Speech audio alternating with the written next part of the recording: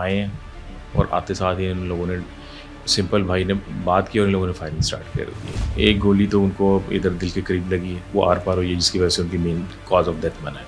फिर इन्होंने पाँव पे भी फायर किए हैं, इतना डिफरेंट है। मोर देन 30 to 35 इनके ऊपर FIRs हैं। लोग तंग हैं इनसे, मनशियात में ये इन्वॉल्व हैं, सूदखोरी में ये इन्वॉल्व हैं, रेप केसेस उनमें ये इन्वॉल्व है। हम बीइंग ओवरसीज़ पाकिस्तानी, मेरी रिक्वेस्ट है मरीम नवाज से या दूसरे जो आला हुकाम है कि देखें जी, आप लोगों ने CCTV बनाई है, आप इसको CCTV में उठा लें, आप इसको जो मर्जी करना है करें, आप अपना रिकॉर्ड लें, हमें इंसाफ दें।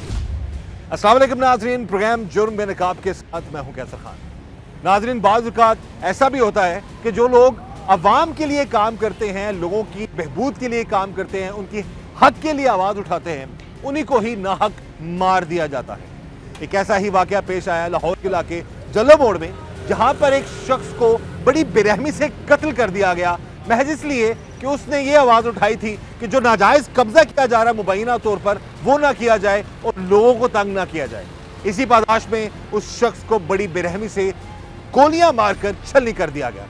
आज के प्रोग्राम जुर्म बेनकाब में हम इसी जुल्म और जुर्म को बेनकाब करेंगे।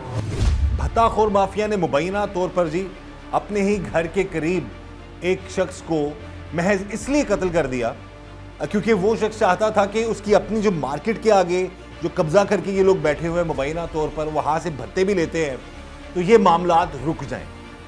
कुछ अरसा पहले कानूनी कार्रवाई करवाई उस शख्स ने, और उसी चीज़ का शायद उन लोगों को रंज था कि मामलात इस हद तक चले गए कि उन्होंने बड़ी बेरहमी से गोलियां मारकर कत्ल कर दिया और दिल पर गोली मारी इमरान जो है मकतूल, उनको और उनको जान से जो है मार डाला। इस वक्त हमारे साथ मौजूद हैं मकतूल के भाई, उनसे हम बात करते हैं सारे मामले के हवाले से। सबसे पहले भाई, हमें बड़ा अफसोस है, अल्लाह ताला आप लोगों को हिम्मत दे, सब्र दे। कहना आसान है, करना बहुत मुश्किल है। ये जिस पे बीत रही होती है वही जानता है। अब बताइएगा कि ये मामला कब से था कि बात इस हद तक पहुंच गई कि उन्होंने आपके भाई को इतनी बेरहमी से कत्ल कर दिया? कब से ये इशू चल रहा था? देखिए, हमारा ऐसा तो कोई इशू नहीं था उनके साथ। बेसिकली मेरे वो बड़े भाई थे। मैं एक ओवरसीज़ पाकिस्तानी हूँ और मेरे बड़े भाई इधर अपना कारोबार करते थे, हमारी मार्केट भी है। इन लोगों ने अक्सर हमारा रास्ता आगे से रोका होता था। हमने जब मार्केट कंस्ट्रक्ट करनी थी उस वक्त भी इन्होंने आगे से रास्ता नहीं थी छोड़े। तो हमने खैर जैसे तैसे मार्केट अपनी कंस्ट्रक्ट की। फिर लीगल चैनल से आज से तकरीबन 2.5 से 3 साल पहले इन लोगों से चीज़ें खाली करवा ली, मतलब आगे से रास्ता खाली करवा लिया। उस चीज़ की फिर इन्होंने ईमानी पुरानी मतलब प्रॉपर सुलह की है, उसके भी मेरे ख्याल से कागज़ वगैरह हैं। तो उसकी फिर इन्होंने उसकी रंजिश रखी। हमें हमारे एंड पे तो कोई आइडिया नहीं। जब सुलह होगी तो फिर तो देखें हमारे दिल में तो कोई ऐसी बात नहीं। अभी फिर तकरीबन 2.5-3 साल पहले इन्होंने फिर वही हरकतें स्टार्ट कर दी। तो भाई सिंपल इनसे बात कर रहे थे, ठीक है, और मेरे 2 रिलेटिव हैं वो भी साथ में खड़े थे, साथ में वालदा साइड पे। इन लोगों ने अपना आए हैं और आते साथ ही इन लोगों ने सिंपल भाई ने बात की और इन लोगों ने फायरिंग स्टार्ट कर दी है, जिसके नतीजे में मेरे भाई की वो खून में लथपथ होकर गिर गया है। और गोली कहाँ लगी भाई के आपको? देखिए, एक गोली तो उनको इधर दिल के करीब लगी है, दिल पे कह लें, जिसकी वो आर पार हुई है, जिसकी वजह से उनकी मेन कॉज ऑफ डेथ बना है। फिर इन्होंने पाँव पे भी फायर किए हैं, इतना डिफरेंट है। कुछ फायर हैं जो कि उधर मार्केट पे भी लगे हुए हैं। तो इस तरह इन्होंने फायरिंग की, अंधाधुंध फायरिंग की है, और वो भी पब्लिक एरिया में की है इन्होंने। तो बेसिकली मैं तो खैर बाहर था, मुझे तो एकदम मैं अपने दोस्त के साथ वॉक कर रहा था तो मुझे इतला मिली कि जी आपके भाई की डेथ हो गई है। तो मैं तो जैसे तैसे हो सकता था, फिर मैंने अफरा तफरी में मुझे जो भी फ़्लाइट मिली वो मैंने पकड़ी, फिर मैं पाकिस्तान वापस आया। तो फिर दोस्तों ने बताया कि भी इस तरह भाई को जब इन्होंने फायरिंग कर दी है वो गिर पड़े हैं, उनमें लथपथ हो गए हैं। तो जो करीबी लोग थे उन्होंने इनको उठाया, उठा के करीबी हॉस्पिटल है गुरकी हॉस्पिटल, उधर लेके गए हैं। तो डॉक्टर ने उधर सॉरी कर लिया कि जी एक्सपायर हो गए हैं। ये मेन हुआ है। हालांकि ये जो जिन्होंने ये जुल्म किया है, ये लोग पहले भी आप बता रहे हैं कि ये इस तरह के मामला थे, भाई ने कानूनी कार्रवाई करवाई। ये कौन लोग हैं, कहाँ पे रहते हैं, कि कब से ये सिलसिला जारी है? देखिए, ये थोड़ा सा करीब साथ में डोगरा कलां है, मतलब एक बाज़ार है, उसमें इनकी रहाइश है, ठीक है। और इन ऑलरेडी ये रिकॉर्ड याफ्ता है, और रिकॉर्ड ऐसा भी नहीं है कि मतलब 1-2 पर्चे हों। मोर देन 30 to 35 इनके ऊपर FIRs हैं डिफरेंट। इन भाइयों ने डिफरेंट जराइम। ऑथेंटिक इत्तला है आपके पास? जी, ऑथेंटिक इत्तला है। इन लोगों के मोर देन 30 के करीब इनके ऊपर पर्चे हैं। अच्छा, इन लोगों के जिन्होंने आपके भाई को कत्ल किया? अभी हाँ जी। एक भाई के ऊपर तकरीबन मोर देन 10 है, एक भाई के ऊपर 5 समथिंग है, दूसरे के ऊपर इतने, मतलब सारे इस तरह के, और सारे के सारे, और ये थोड़ा बहुत भी रिकॉर्ड नहीं है, अच्छा खासा रिकॉर्ड है। और आए दिन का काम है इनका, लोग तंग हैं इनसे, मनशियात में ये इन्वॉल्व हैं, सूदखोरी में ये इन्वॉल्व है, और रेप काइंड ऑफ जो है केसेस उनमें ये इन्वॉल्व है। मतलब बहुत सारे इस तरह के जो हैं मुकदमात, इनमें ये ऑलरेडी इनके ऊपर पर्चे हैं। क्या इतला मिली या आपकी वालदा ने जो FIR करवाई उसमें नामजद किस बंदे को किया है और ये कौन लोग हैं? देखिए, मैं तो खैर इधर नहीं था, मुझसे कहा गया कि भी अब इन्होंने अपना कि वालदा को मदइया कर रहे हैं, क्योंकि बेटा छोटा है अभी, तो वो नाबालिग में शायद कंसिडर होता है। तो इन्होंने खुद ही, पुलिस वगैरह ने जो उस वक्त थे, इन्होंने FIR दी है, और वालदा मेरी वगैरह उनसे इन्होंने साइन वगैरह ले लिए हैं, जो कि खैर अनपढ़ है, उन्होंने अंगूठा ही लगाना था। तो उसमें इन्होंने इन चारों भाइयों को रखा हुआ है, जो मेन मुलजिम है, जो मेन है, जिन्होंने फायर किया और अपने भाई को कत्ल किया, उनको रखा हुआ है। अच्छा, आप लोग कितने बहन भाई हैं? हम लोग 2 भाई और 1 बहन है। अच्छा, भाई जो हैं आपके, डेफिनेटली आप बता रहे हैं उनके बच्चे हैं, और क्या एज है उनके बच्चों की?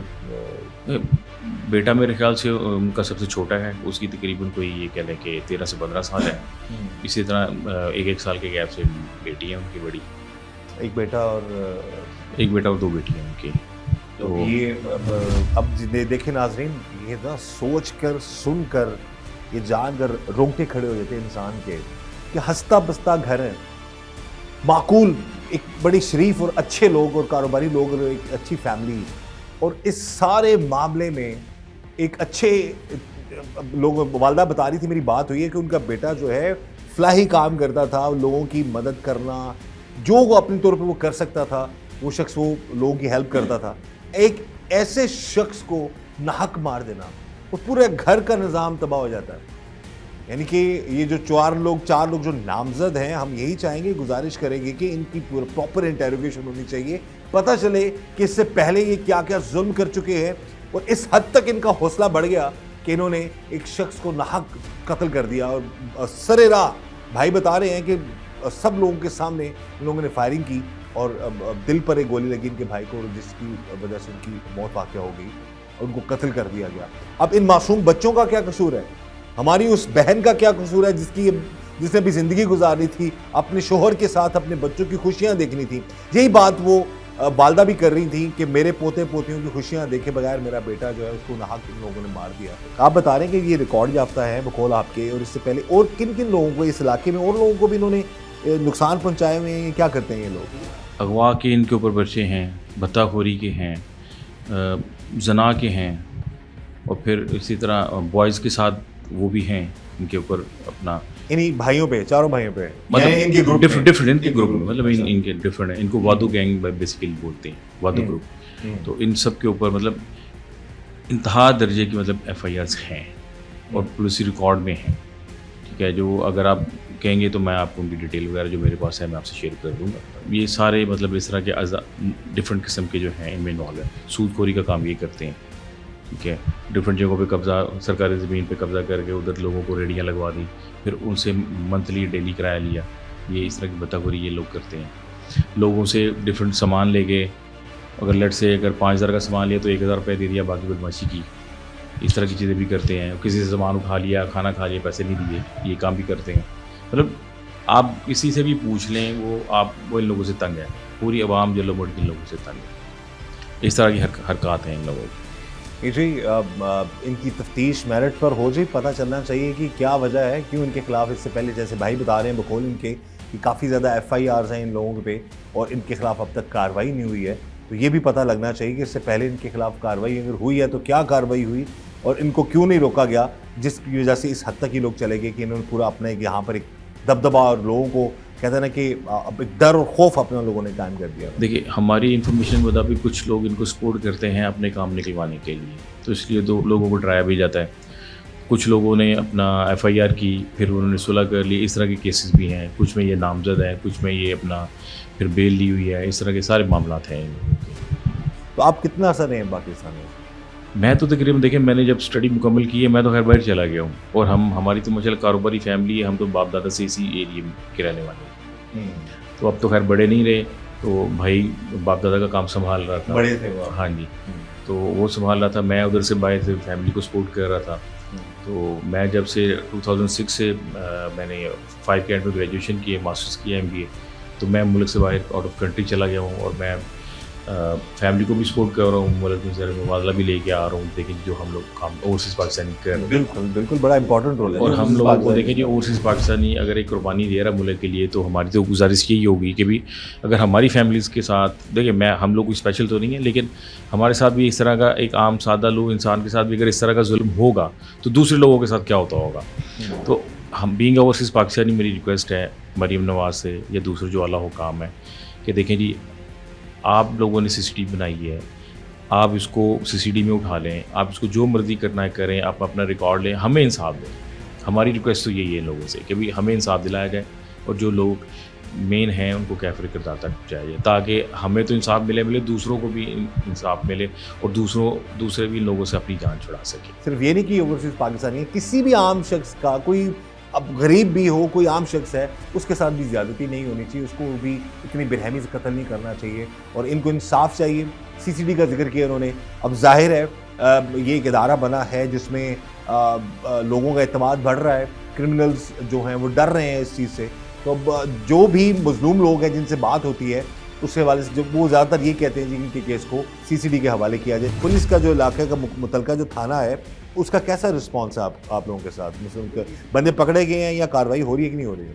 एक बंदा तो जो भाइयों में से नशेई है वो तो इन्होंने पकड़ा था, फिर उसके बाद दूसरा जो भाई है उसने सुना है गिरफ्तारी दी है, ठीक है, और एक भाई ने इंटरम करवा लिया। हालांकि इंटरम हमारी समझ से बाहर है, कत्ल के केस में इतनी जल्दी कैसे हो सकती है। इट मीन्स कि कुछ लोग पुलिस साइड से भी उनसे मिले हुए हैं। हम तो नहीं कह सकते, लेकिन ज़ाहिर है जिनको जो बीत रही है और वो ज़रूर जिनको इंसाफ थोड़ा सा डिले होता नज़र आ रहा है, तो वो लोग अपनी राय दे सकते हैं। मुबैना तौर पर अगर ऐसा हो रहा है, अगर उनको मौका दिया जा रहा है, तो हमारी यही गुजारिश है वज़ीर आला पंजाब मरीम नवाज़ साहिबा से, IG पंजाब डॉक्टर उस्मान साहब से, CCD के आला हुकाम से कि ये इस केस को जो है उसको भी देखा जाए। अगर वो ये लोग साबका रिकॉर्ड याफ्ता हैं तो उनके खिलाफ भी कानून के मुताबिक तफ्तीश होनी चाहिए और कानून के मुताबिक इन लोगों को जो है वो सज़ा मिलनी चाहिए, ताकि कभी कोई अपना खौफ, अपना डर, अपना टेरर जो है इलाके में फैलाकर लोगों की ज़िंदगियां बर्बाद ना करे। और यहाँ पर उन लोगों को सिर्फ ये बात खटकी कि एक शख्स उनके इस डर को, इस खौफ को ख़त्म कर रहा था, इलाके में अपनी मार्केट के लोगों के लिए वो आवाज़ उठा रहा था, उनकी मदद कर रहा था, कानूनी कार्रवाई करके उनकी ये भत्ताखोरी और मुबैना तौर पर जो कब्ज़ा माफिया का जो मामला था उसको रोकने की कोशिश कर रहा था। लेकिन उन लोगों ने अपना डर और मज़ीद बढ़ाने के लिए उस शख्स को नाहक कत्ल कर दिया। लेकिन अब अगर इन लोगों को यहाँ पर ना रोका गया, इनके खिलाफ कानून के मुताबिक कार्रवाई ना की गई, तो फिर ये जुल्म बढ़ता जाएगा इस इलाके के लोगों में। और कहीं पर भी ऐसा अगर लोग मौजूद हैं, लोगों को जुल्म करते हैं, अगर उनको पकड़ा ना जाए, रोका ना जाए, तो मामला मज़ीद ख़राब होते हैं। हमें पूरा यकीन है और उम्मीद है कि आला हुकाम वज़ीर आला पंजाब मरीम नवाज़ साहिबा तो सब इस केस को जो है मेरिट पर उसकी तफ्तीश करवाएंगे और मेरिट पर इस भाई को, इनकी वालदा को, हमारी उस मासूम बहन को, उन मासूम बच्चों को जो अपने वालिद का साथ, एक बड़ा एक इंसान के लिए ना बड़ी एक खुशी की बात होती है जब वो खुद उसकी अपनी आंखों से अपने बच्चों को बड़ा होता देखे। बच्चे जब जवान हो रहे होते हैं, बड़े हो रहे होते हैं, तो बाप का सहारा बनते हैं। तो इस हंसते बसते घर को इन्होंने मातूम कदा बना दिया। तो हम यही चाहेंगे कि इन लोगों के खिलाफ कानून के मुताबिक सख्त से सख्त कार्रवाई।